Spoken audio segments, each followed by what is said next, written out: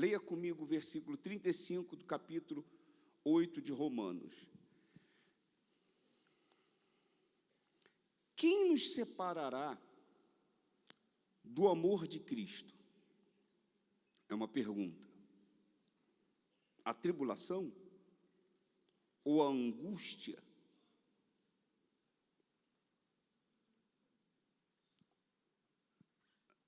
A tribulação ou a angústia?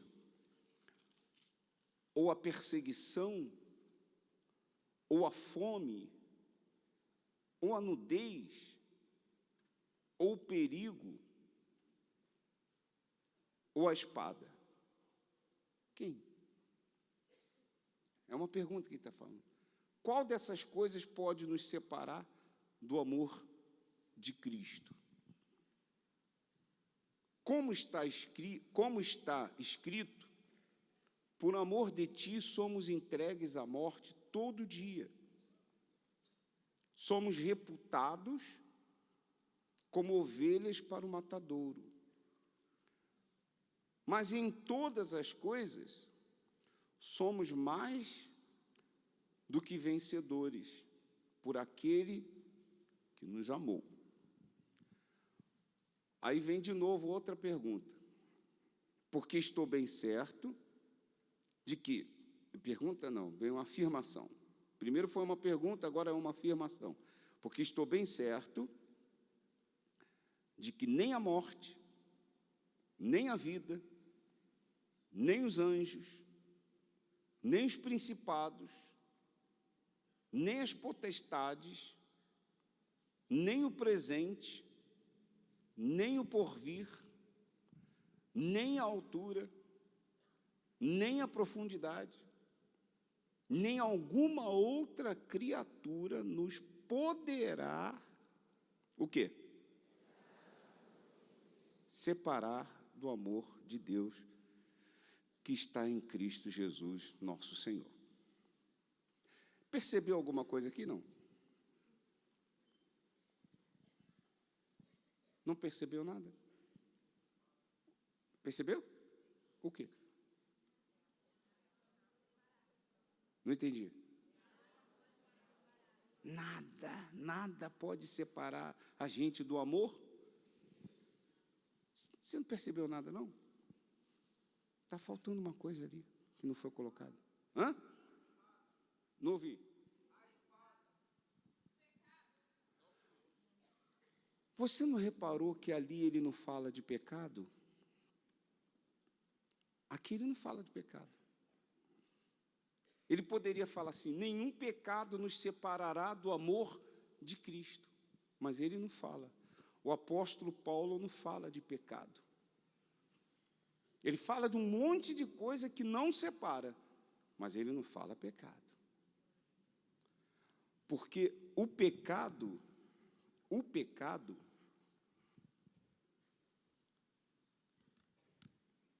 que tem uns cisquinhos aqui. O pecado é a única coisa capaz de nos separar do Senhor Jesus. Não tem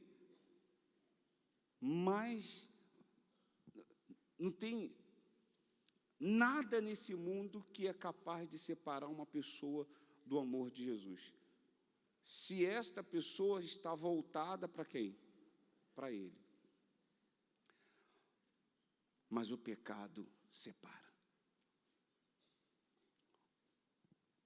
O pecado, pessoal, ele separou Jesus de Deus. Não vai separar você, eu, de Deus. Ele conseguiu separar Jesus de Deus. Na cruz, Jesus disse, Deus meu, por que me desamparaste? Porque naquele momento da cruz, naquele momento que o Senhor Jesus estava na cruz, ele não estava em pecado, mas ele atraiu o pecado de toda a raça humana, passada, presente e futura. Então, pelo fato dele ter atraído para si, para o seu corpo, o pecado da humanidade, Deus, por ser santo, puro, não pôde estar ali com ele, não pôde coadunar com ele, não pôde estar ali junto naquele momento. Se ele não pôde estar junto com o Senhor Jesus, naquele momento em que ele estava atraindo para si o pecado, imagina comigo. Imagina se eu viver na prática do pecado, se ele vai ficar aqui comigo, aqui dentro de mim. Não vai. Então, você precisa ter essa consciência. Você precisa ter essa consciência. Nós temos aproximadamente 60 milhões, quase 60 milhões de evangélicos no Brasil. Era para o Brasil ser bem diferente do que é. Era para esses quase 60 milhões de evangélicos no Brasil fazer a diferença violenta. Fazer uma diferença muito grande, porque se se uma pessoa batizada, selada, rotulada pelo Espírito Santo, já faz uma diferença violenta, imagine 60 ou 50, vou botar 50 e poucos milhões de pessoas evangélicas. O problema é que dessas 50 e poucas milhões de pessoas evangélicas, a maioria vive no pecado. A maioria, eu não sei quantos por cento, mas a maioria vive, eu não estou falando que peca. Pecar, existe uma diferença do estado de pecado e o ato pecaminoso. O que é o ato pecaminoso? Errei, pequei, adulterei, me prostituí, não aguentei, me prostituí. Mas bateu na hora aquela dor, e a pessoa fala: ó, Jesus tem misericórdia. E ela se humilha, ela geme, ela pede perdão, ela confessa seu pecado. Ela não quer mais aquilo. Ela fez aquilo ali, foi um tropeço, ela tropeçou e caiu. Seja pastor, membro, obreiro, seja bispo, seja lá quem for. Ninguém está livre disso. Ela tropeçou e plum, caiu. Ela errou. Mas bateu o arrependimento dela, o interior dela não aceita mais aquilo. Não se adapta mais com aquela prática daquele pecado. Então bateu aquele arrependimento sincero, ela disse: não, ela fica logo desesperada. Eu vou dizer por quê, já. Eu vou mostrar uma coisa aqui para você que você vai entender rapidinho por que ela fica desesperada. Então, ela errou. Ai, meu Deus. Às vezes é uma coisinha boba, pequenininha. Mas ela, meu Deus, Jesus, bispo Cocato, vem aqui, por favor, eu queria conversar com o senhor. Olha, eu pequei, eu fiz isso.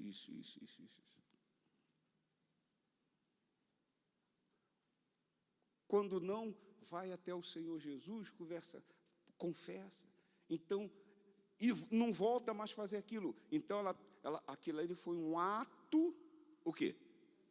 Pecaminoso. Então, existe o ato pecaminoso. E existe o estado pecaminoso. Qual é o estado? Pecou hoje, chora aqui na frente, está entendendo? Amanhã, peca de novo, a mesma coisa. E depois da manhã, e o mês que vem, e ela vai levando uma vida onde ela vem para a igreja, representa bem aqui na frente, quando o bispo chama na frente, derrama uma gotinha de lágrimas, mas quando sai ali, passa por aquela porta, já está um encontro marcado para o pecado de novo, lá na frente. Ela vai lá e peca novamente. Ela está no pecado, ela está praticando o pecado, ela não teve um ato pecaminoso apenas, ela está vivendo no pecado. Ela vem para a igreja, ela tem a Bíblia na mão, ninguém sabe que ela está no pecado, o pastor não sabe, o restante das pessoas não sabem. E às vezes ela chega para o pastor, para o bispo, falando: não sei o que está acontecendo comigo, não está dando nada certo. E o pastor se arrebenta todo de orar por ela, se arrebenta, jejua, fica magro, de tanto jejuar. E ela está no pecado. Ela está vivendo no pecado. Ela diz que quer ser batizada com o Espírito Santo e não consegue. Já está um tempo, 2 tempos, 3 tempos na igreja. E o pastor ora, chora, e ela não recebe o Espírito Santo, porque ela está vivendo na prática do pecado. Ela chama Jesus do Senhor, mas daqui a pouco você vai ver o que eu vou falar. Ela está vivendo na prática do pecado. Então, essas pessoas que estão vivendo dessa forma que eu estou falando, não se iluda, você está dando o tempo. Eu estou sem relógio aqui, ó, são 8h20 da noite. 8h20 da noite. Há 1 minuto atrás, você estava, há 1 minuto, vamos colocar assim, olha, você tem 55 anos. 55. Você vai fazer 56 amanhã. Você que está vivendo nessa prática do pecado, você vai fazer 56 anos mais perto de você da entrada no inferno. Se você morrer terça-feira, hoje é quarta, quinta, sexta, sábado, domingo, segunda, terça, você está a 6 dias de dar entrada no inferno. Se você morrer essa noite, quando acabar a reunião, você dormir e não acordar mais, então você está participando da última reunião antes de dar entrada no inferno. Lá na abolição, antigamente, acabou o culto da noite, e o pessoal foi fazer uma varredura, era costume fazer uma varredura na igreja para ver se tinha alguém escondido, pessoal da segurança. E quando entraram no banheiro dos homens, tem um homem lá sentado no vaso, com as calças lá embaixo, morto. Morreu no vaso sanitário. Em Santa Catarina, em Joinville, o pastor está pregando e está um senhor assim. E ele está falando, pessoal, não dorme, pelo amor de Deus. Aquela velha guerra que a gente tem, né? Não dorme. Aí ele falou, não dorme uma vez, não dorme outra vez. Eu não vou falar mais, não.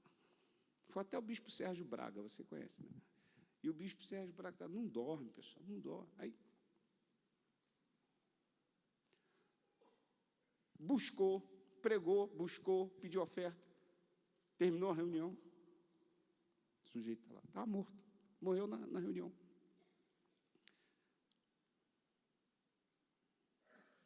Se você está vivendo na prática do pecado, eu vim te dar um recado. Se você morrer hoje e não se arrepender, sinceramente, você vai para o inferno. Com Bíblia na mão, vestido de obreiro, vestido de pastor, vestido de bispo, vestido de esposa, não importa. Você vai para o inferno. Por quê, bispo?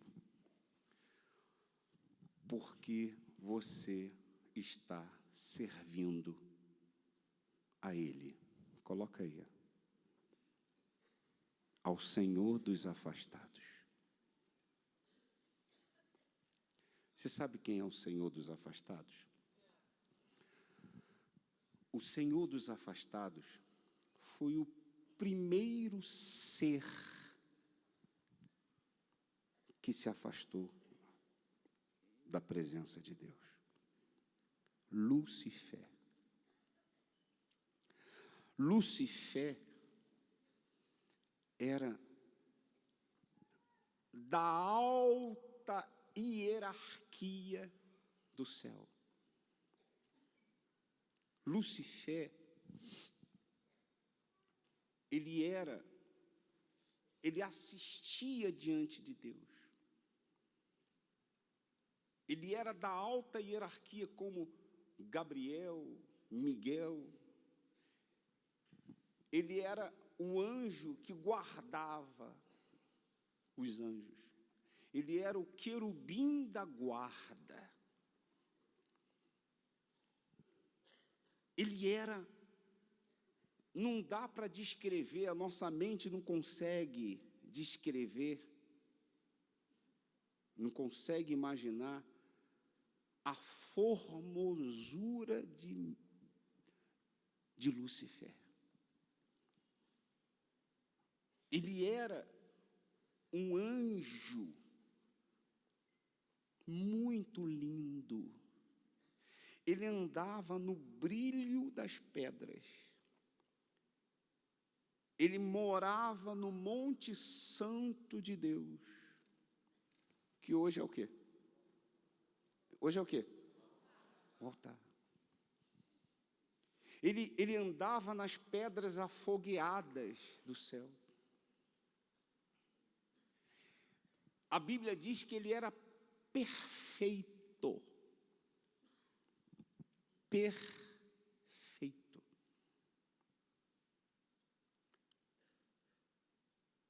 Até que um dia foi encontrado nele o pecado.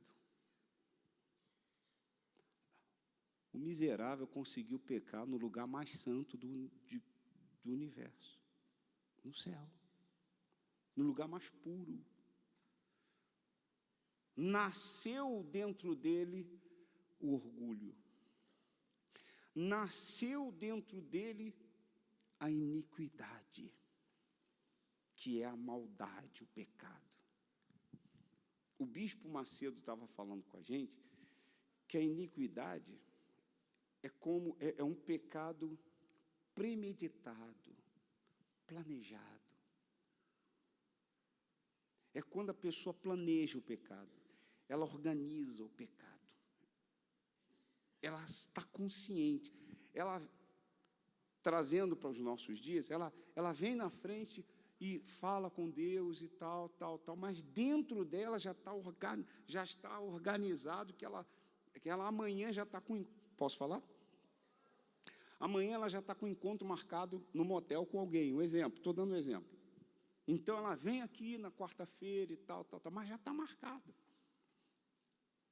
Então, ele arquitetou tudo. Lucifer arquitetou tudo. A Bíblia fala que o comércio dele se multiplicou.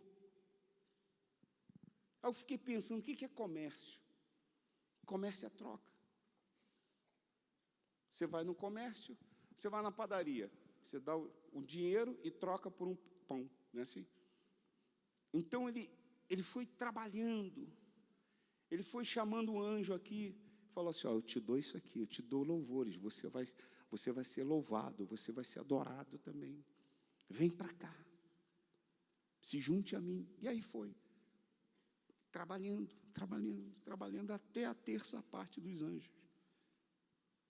Então, ele foi o primeiro a se afastar da presença de Deus. E conseguiu afastar a terça parte dos anjos. Ele pecou, foi o primeiro ser a pecar. E foi expulso do Monte Santo, foi expulso do céu. E caiu aqui, nesse chão. Caiu nessa terra. O que ele fez? Lucifer tinha um poder de persuasão muito forte, porque ele era um líder. Ele era um líder. Todo líder tem um poder de persuasão, formador de opinião, não é isso? Todo líder, ele tem facilidade para convencer outras pessoas. Então, quando ele chegou aqui, diz a Bíblia que a serpente era sagaz, não é assim? E ele viu que aquele animal também tinha uma capacidade de quê? De convencer. Deu para entender? Usou a serpente, trabalhou na cabeça de Eva e fez a mulher pecar. Com ela, Adão. Então, Adão foi o segundo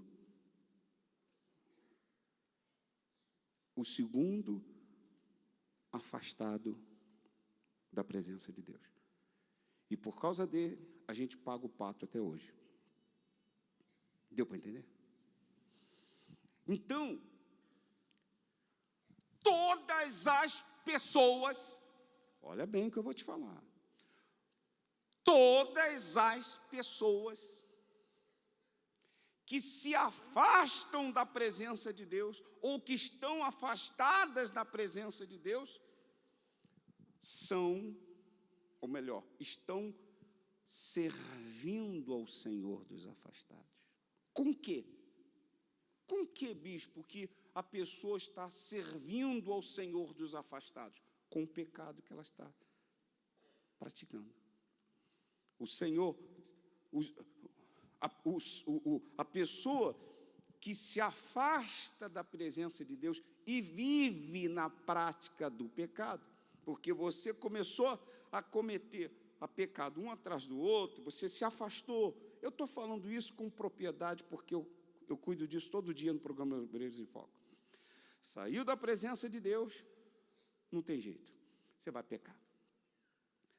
Aliás, a pessoa, ela está na presença de Deus, pecou, ela sai, automático. Saiu da presença de Deus e começa uma vida de pecado, vida de pecado. Ela pode até falar que Jesus é o Senhor da vida dela. Na boca você fala o que quer. mas na prática, a pessoa, ela está sendo serva do Senhor dos afastados. Como é que ela está servindo? Posso falar? Você é casado e você trai a tua esposa, ou vice-versa. Na hora que você está lá no teretetê com a mulher, com a vizinha da casa 5, na hora,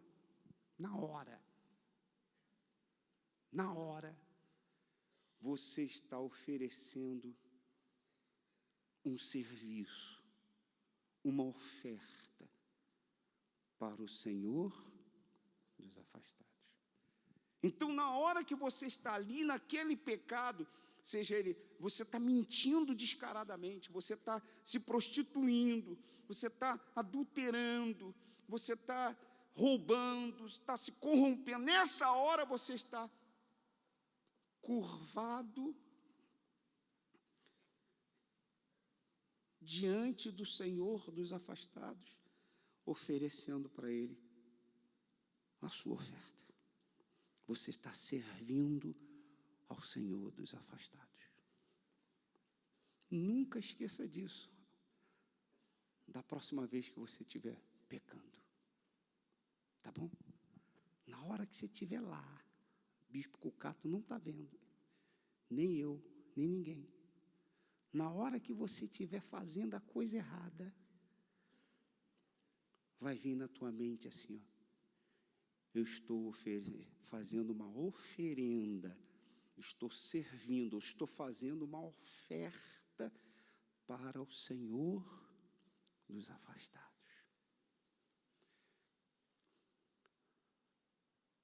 Você vai ser servo dele.